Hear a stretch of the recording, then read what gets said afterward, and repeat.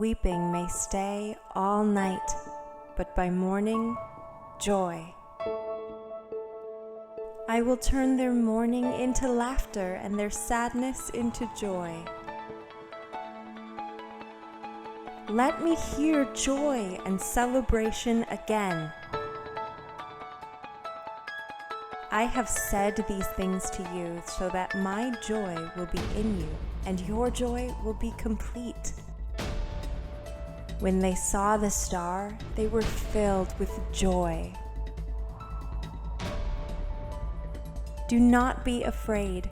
We bring you good news of great joy for all people.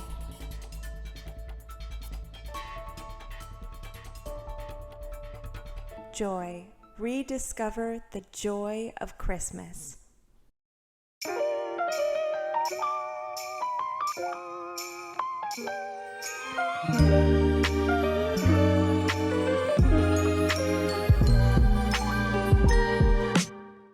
Mikkel, I don't know if you know this, but my family, we love to go on road trips for vacation. We love to pile into the car, have some clear expectations for how we're going to spend our time together, have some podcasts maybe, lots of good snacks. Mm-hmm.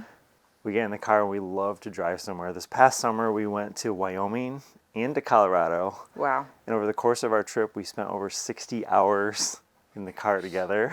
That's a long time. 60 hours in the car together. I'm sure some of people are hearing that right now and they're a little bit horrified. Like, that is crazy. And I understand it's different, right? But my family loves it. We love the excitement of going somewhere. We love that time together in the car, driving somewhere. Mm-hmm. It's different. It's not for everyone, but it works for our family. And the different can be a really good thing for us. I'm curious, how about you? Does your family have something that you do that's maybe a little different but works for your family? Yeah, so in general, our family is like a little bit more of the stay-at-home kind of family. But it's weird because we also like to go to amusement parks, which are kind of the opposite of that. That's not staying home. But we will go to like the same place over and over, so we can kind of get to know the ins and outs of that particular place, which might not sound that different, but I'll just give an example. When we were in North Carolina, Busch Gardens, Williamsburg, the one in Virginia, was only like 3 hours from us. And so we'd get the summer passes and kids under 5 were free. Bonus. That's good. And we were not the kind of people that would like be there at opening and stay till close. Like we'd also leave early. Like, okay. Like we'd leave wanting more, right? So that then we're not like staying so late that everyone is losing it and frustrated. And then we have a 3-hour car ride ahead of us. We want to get to know the place so that we don't have pressure to be there or stay longer than we should. And we leave kind of on the early side. Yeah. So it's like an incremental thing where you like dip your toe in a little bit each time, but never like and that way everyone can kind of get acclimated and used to it. And, there's an anticipation. So when we're going, it's like, oh, this is where we're going. And everybody knows it and everybody's excited rather than, wait, what is that? Are we sure we want to do that? So that's how we do. So turn to someone who's next to you or put it in the chat. What's one thing that you or your family does that's a little different that brings you joy?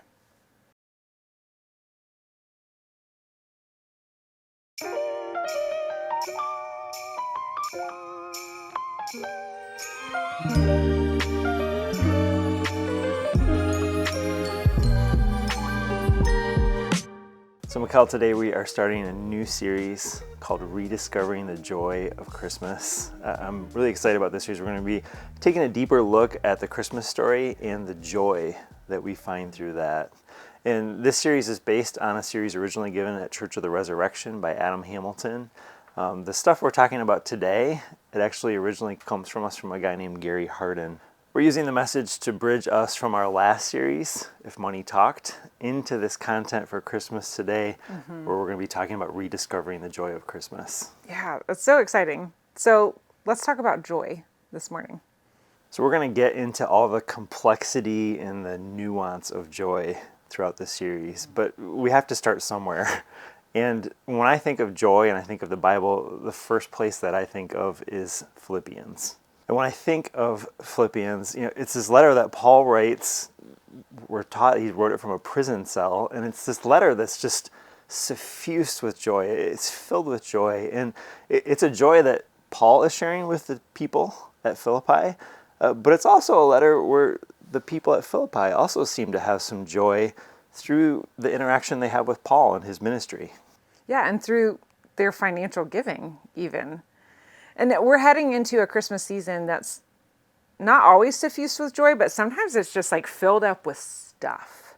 Like there's this Lots of viral stuff. image of a woman who gave her kids 85 presents each. That's so many.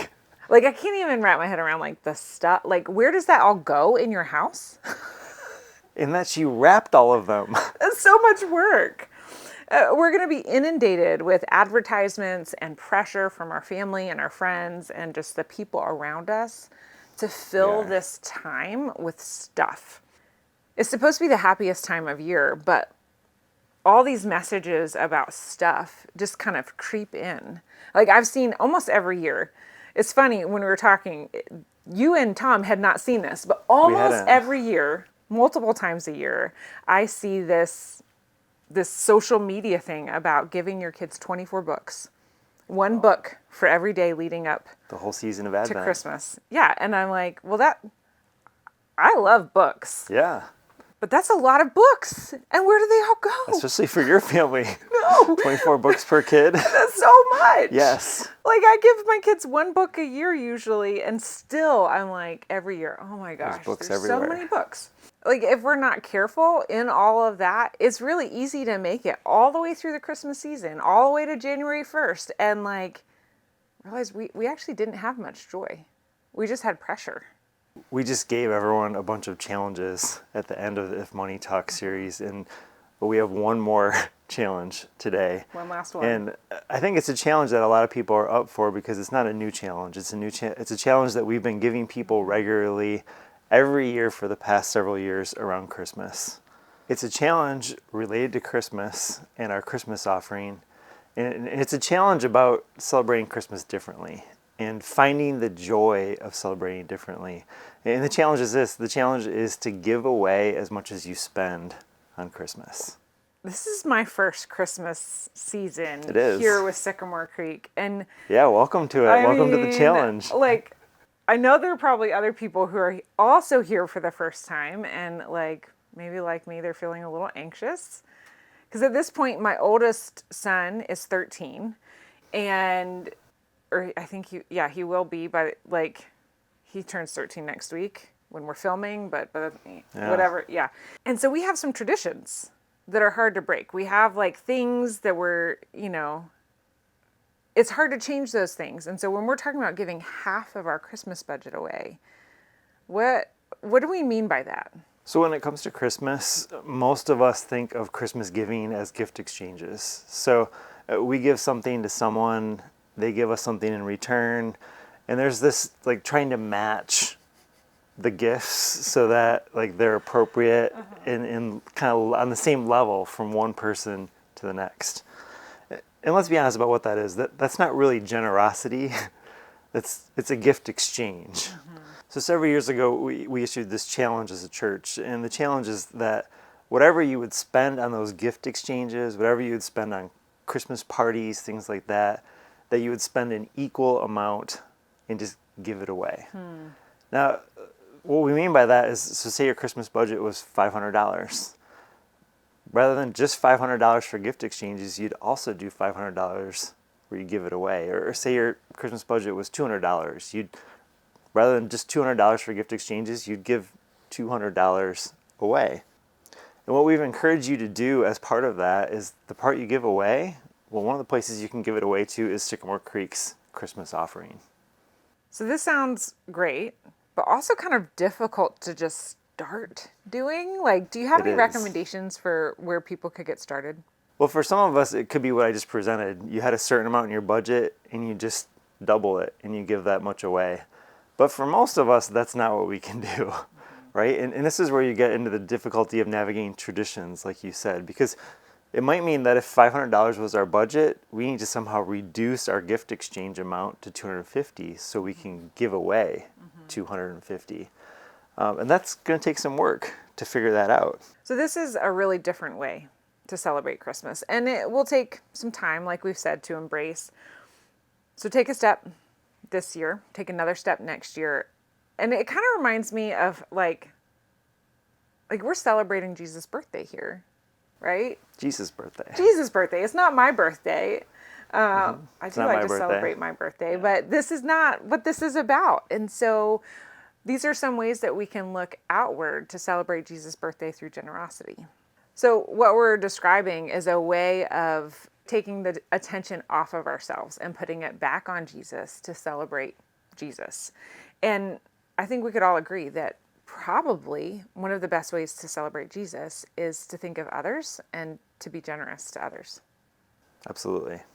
And there's a joy in doing that, in giving to others. And I think the central question that we're going to answer today about living differently is, have you discovered the joy of celebrating differently this Christmas? The joy of celebrating differently. I mean, giving is different. The joy of giving is different. So true giving without expectation of return is really countercultural. It is. It really is. So like you mentioned before, we're not talking about gift exchanges. We're not talking about like, all right, what are you giving? Like, help me gauge. Like, I'm trying to kind of match. I don't want to give you a $50 gift. You're giving me a $15 gift. Like how many times, and that can be exhausting. Like the mental hoops that we jump through for that, they're just exhausting. This kind of frees us up from that. It's totally exhausting. And one of the things I think, we live in a me-first culture, and that becomes even more prevalent around Christmas time. And the problem, I think, is when it comes to giving, for a lot of us, it just becomes one more thing that we have to do during a busy Christmas season. And we totally miss out on the joy of giving during Christmas. So today we're going to invite people to something better, to a joyful Christmas that involves giving, celebrating differently. So we're going to do that by looking at some of the ways that we can give differently this Christmas season, ways that we can become a more joyful people, more joyful person. So we've presented the challenge. And now we're going to get into the why that we do this. Like, why is it that we think that this is a good idea? And then at the end, we're going to talk about the specific way that we're inviting people to give through the Christmas giving challenge and how that affects us at Sycamore Creek and all that kind of stuff. So let's start with why celebrating differently and giving this Christmas brings us joy. So first, giving revives our concern. So going back to Philippians, which we mentioned earlier, the church there in Philippi had taken up an offering to support Paul, who was in prison, and that's where he was writing from. And Paul wrote back and expressed his joy to the church there. He said, "How I praise the Lord that you are concerned about me again." So Paul rejoices in the generosity of the church there in Philippi. And He does. I really do appreciate the New Living Translation, the one we just read. It's pretty easy to read. It's pretty easy to understand. It's a helpful one, yeah. Yeah, but sometimes it's helpful to check out some other translations. And so that phrase, concerned about me again, it has a Greek word in it that actually means revived. Ooh. And I okay. think that can give us a little bit more kind of depth to that. So the New Revised Standard Version translates the verse this way: I rejoice in the Lord greatly that now at last you have revived your concern for me. I really like that idea of revive. It sort of brings to mind to me right now a plant or a tree that's barren. It's not officially winter yet. It's not officially winter until December 21, which is maybe a little Liam says it's ridiculous, by the way, that it's snowing. And that is a little ridiculous. But things are pretty brown right now. We're in the brown season, right? Like the trees don't have leaves on them. The plants and the shrubs and stuff are in the ground. You can't see anything.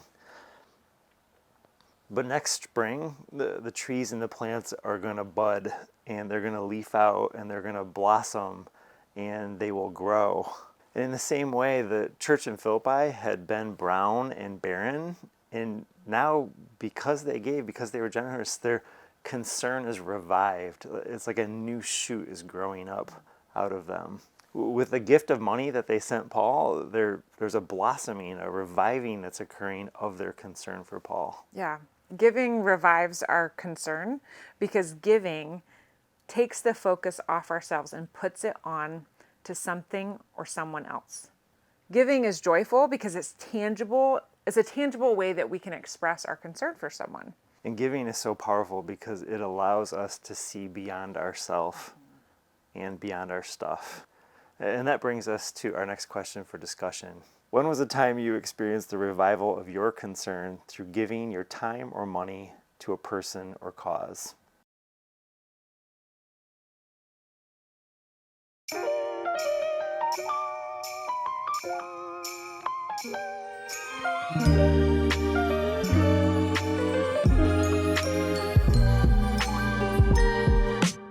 So when we focus on the needs of others, and when we give to help meet those needs, there's the joy that we experience in the midst of that. Giving revives our concern for people, and in turn it brings us joy. And giving also teaches us contentment. And we need this during the Christmas season because our joy, it doesn't come from stuff. It doesn't come from gathering more things. It doesn't come from our money. You know, Paul is writing to this church and he's celebrating their generosity, but he also makes it really clear that he's not celebrating their generosity because he needs more money. That's not where his joy is coming from. So let's look more at what Paul had to say to the church in Philippi. How I praise the Lord that you are concerned about me again. I know that you have always been concerned for me, but you didn't have the chance to help me. Not that I was ever in need, for I have learned how to be content with whatever I have.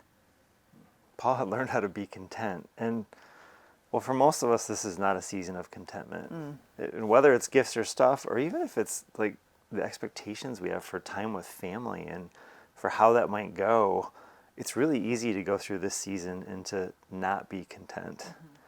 But Paul had found that, and listen to how he continues here in Philippians. I know how to live on almost nothing or with everything.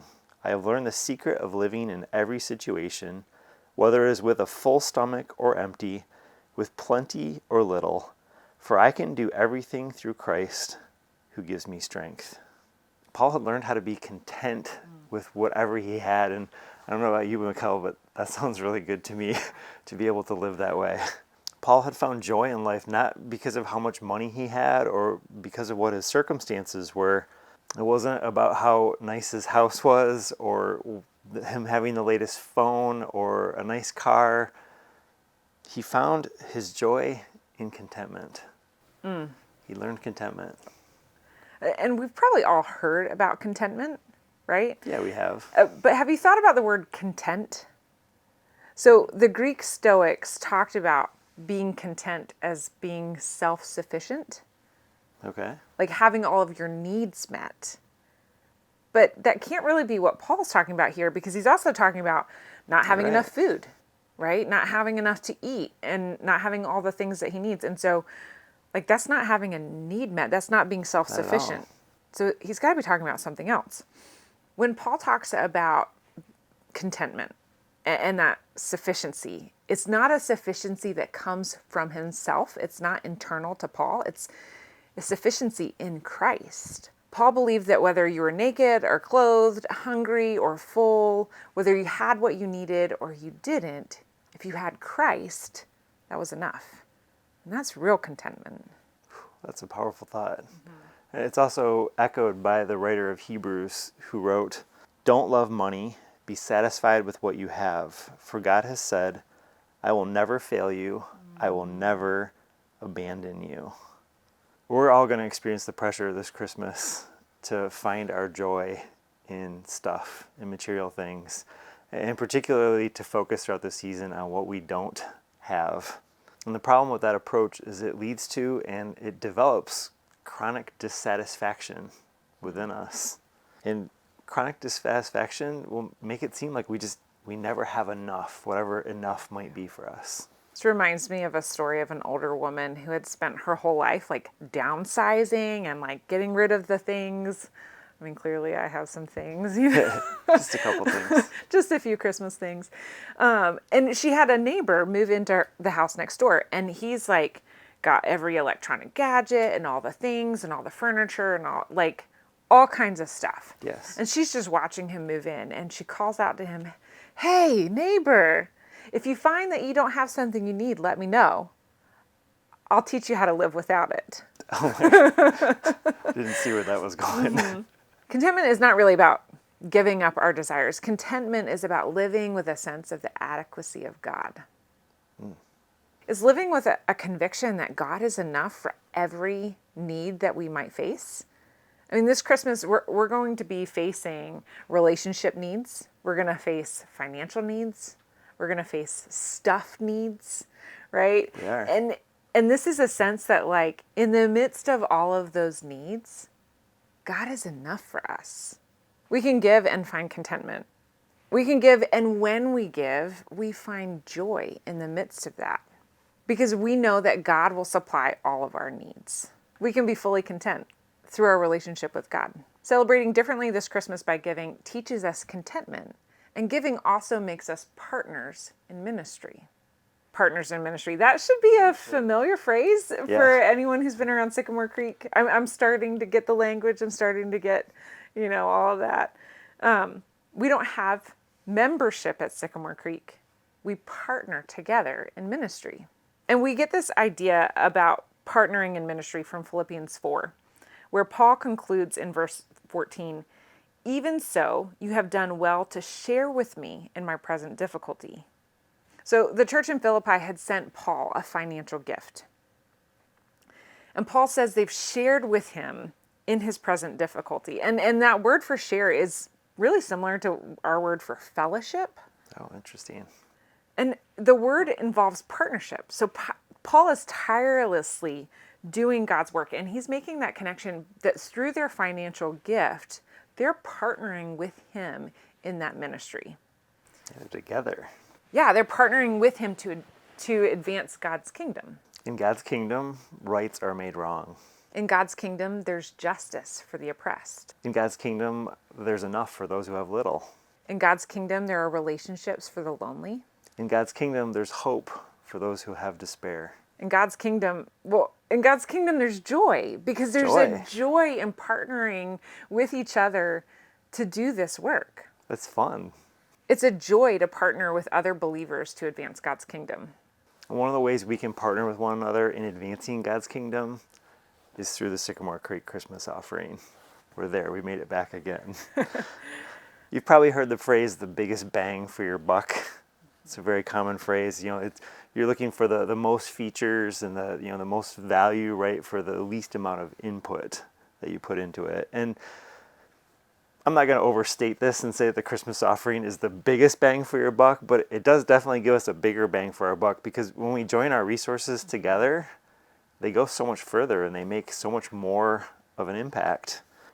We're able to do all sorts of things over the next coming year because of this one offering that we receive. It's pretty amazing. The Christmas offering goes toward care ministries, local mission, and global mission. And so now we're going to chat about this for a minute. Which part of the Christmas offering gets you the most excited? Care ministries, local mission, or global mission?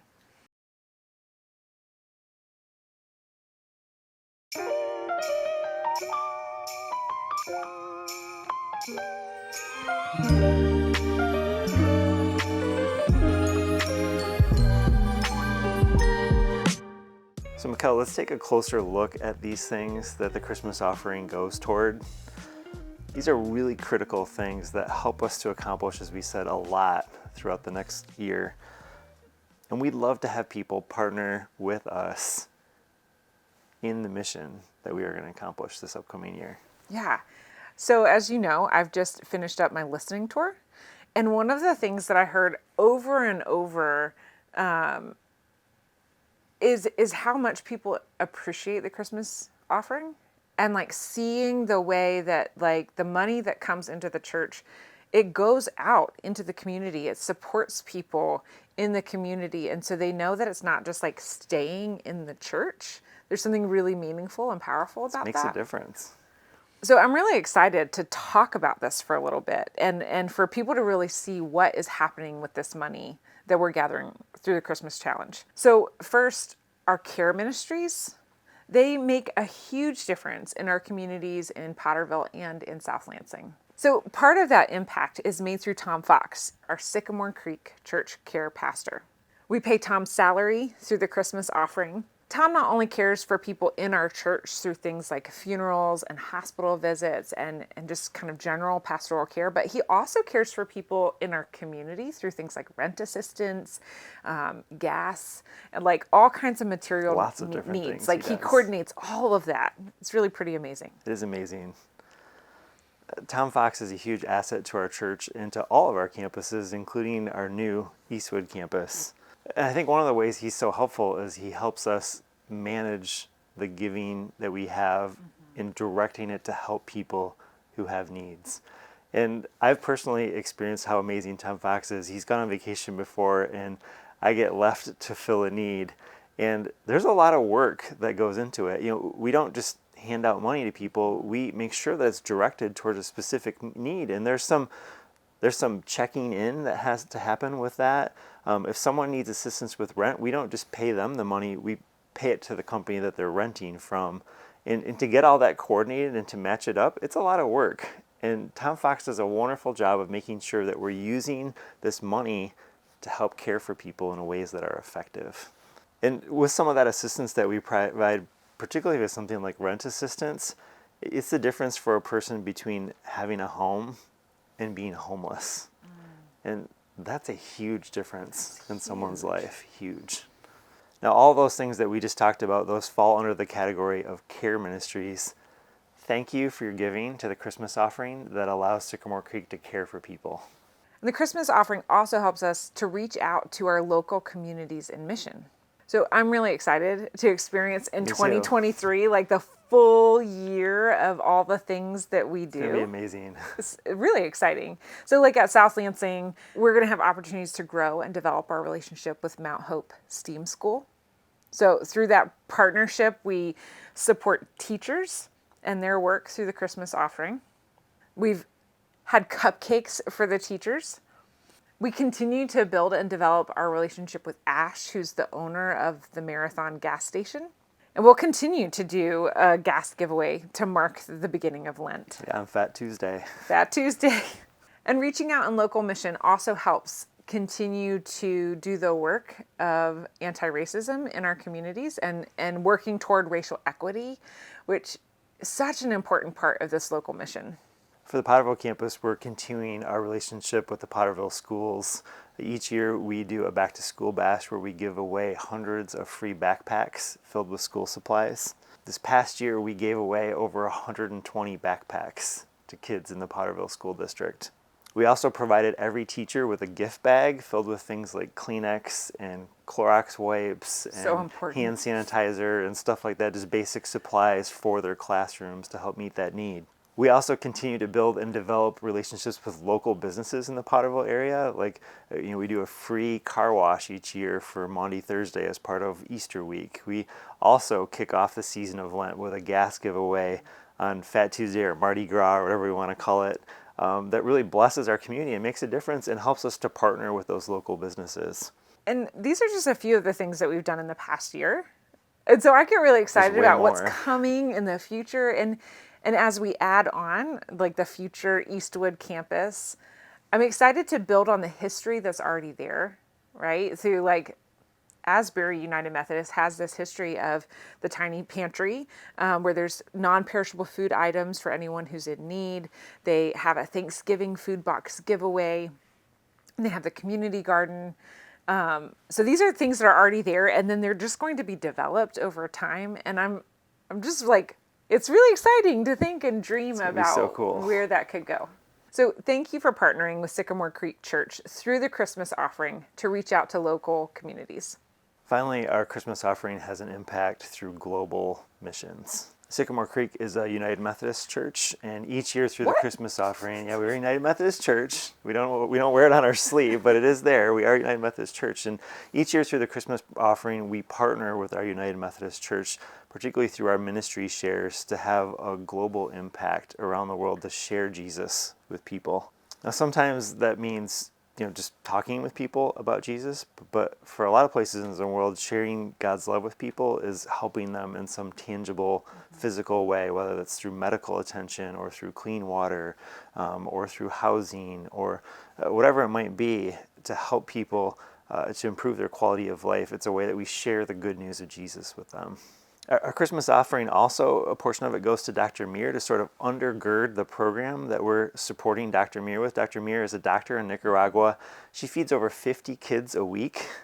50 kids a week in Nicaragua. Wow. And the amount of money it takes to do that is it's not actually that much, but it makes such a huge impact. That's all happening through the Christmas offering. So as much as we're able to accomplish here in the United States, there are huge needs in other parts of the world too. There are.